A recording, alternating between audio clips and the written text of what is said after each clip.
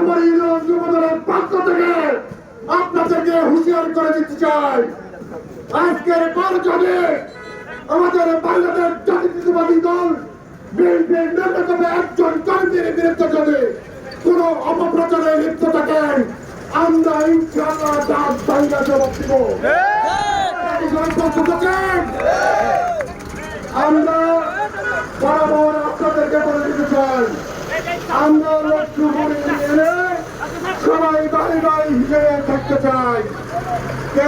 কেউ যদি শান্ত পরিবেশটাকে যদি নষ্ট করার চেষ্টা করেন, এর দায়িত্ব আপনাকে নিতে হবে। বিশেষ করে বলছেন বাংলাদেশের কোথাও না, শুধু আমার লক্ষ্মীপুর ইউনিয়নও ধর্ম নিয়ে কোনো ব্যবসা চলবে না।